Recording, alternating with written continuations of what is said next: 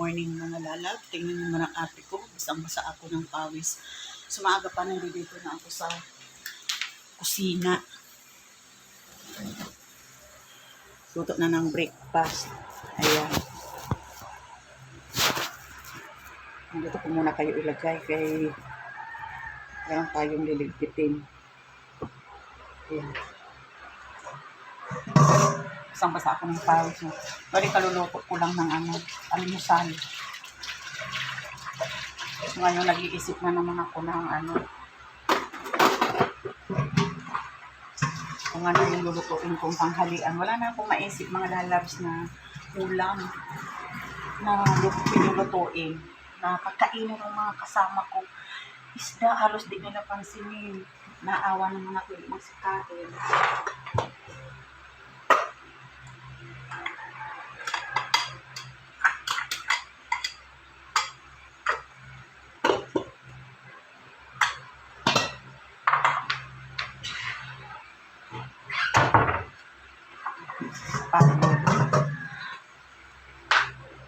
Kaya ang mga kinakain ko, yung sa sarili ko, puro leftover. Kaya yung mga basang-basa akong mga lalabs.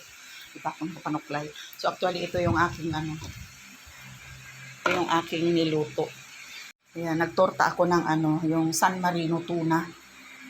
Tinorta ko, nilagyan kong konting harina. At saka mayroon kami leftover ditong danggit. Yan po, breakfast nila yan.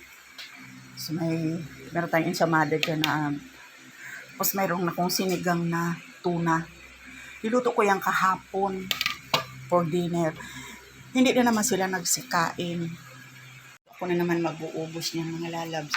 Ngayon hindi ko alam kung anong ulam na naman ang lulutuin ko ngayong tanghalian. Kasi mga 9:30 pupunta na ako dun sa store. Kasi kahapon hindi ako nakapunta. Masakit yung ngipin ko.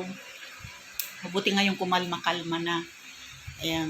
Hindi pa ako makapagpabunot kasi kailangan ang medical certificate ng galing sa doktor kasi nag-maintenance nga ako. Kaya ang mahal. Mahal-mahal ng certificate. Dati 2.8 na. Di ko lang alam sa ngayon. Ayan mga lalabs, mag-rest-rest muna tayo. Actually, malinis na ang bahay namin ulit. Nakapaglinis na ako. Ayan. Kailangan kong i-maintain yung linis dito sa bahay bago ako umalis. Kasi yung aking anak sa Taiwan na babae is nakamonitor yan dyan sa CCTV. Ayan. Tinitingnan niya kung gaano kagulo ang pamamahay namin. Ayan mga lalabs. Ito na naman ang update ko sa buhay. Ayan. Marami kami dito, mga dilata, luncheon meat. Ayan. Mahaling, hindi naman pwedeng palaging ganun ang kakainin ng mga kasama ko.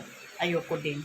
So, obligado talaga akong mag-isip para sa kanilang tanghalian. Ayan, thank you so much for watching mga lalab.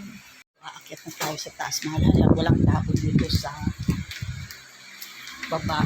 Patatayin muna natin itong electric pan. Ayan, pawis ang inyong inday. Lalabs. Liit lang ng bahay namin. Actually, hindi ako ganun kahilig maglinis ng talagang as in, pati mga yung pader-pader na yung kinukuskus. Naglilinis ako ng basic lang. Pero ngayon talagang obligado ako tuwing umaga yan.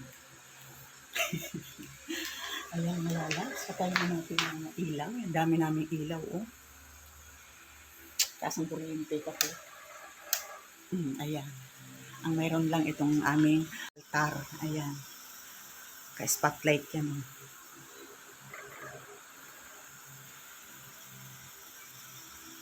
Akit na tayo mga lalabs. Thank you so much for watching.